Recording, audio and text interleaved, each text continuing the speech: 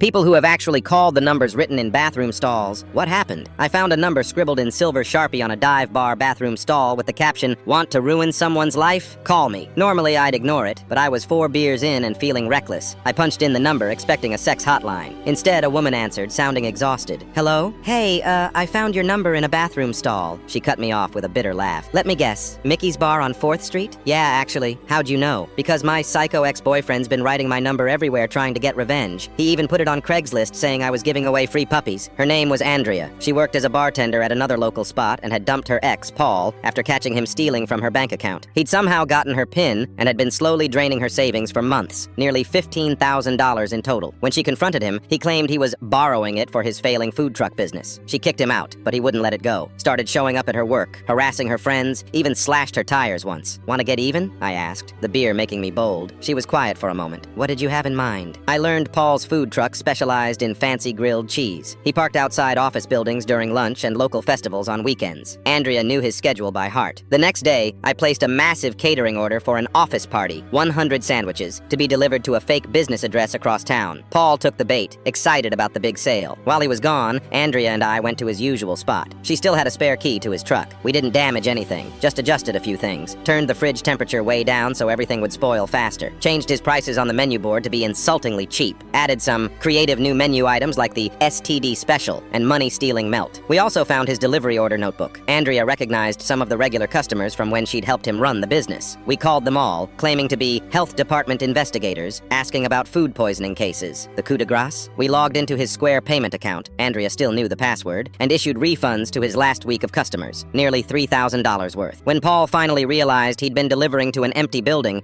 he rushed back to find his spot taken by another food truck. His regulars had seen the new menu and weird prices. The health department rumors were spreading, and his account was drained. That night, Andrea texted me a screenshot. Paul raging on Facebook about how someone had sabotaged his business. He was selling the truck and moving back in with his parents in Ohio. "Want to grab a celebratory drink?" I asked. "Only if you're buying. Some jerk stole all my savings, remember?" We met at her bar. She poured doubles on the house. As we clinked glasses, she smiled for the first time since I'd met her. "By the way," she said, "I've got a new number written in that bathroom stall at Mickey's, but this one says call for a good time instead." 2 years later, we're still having a good time.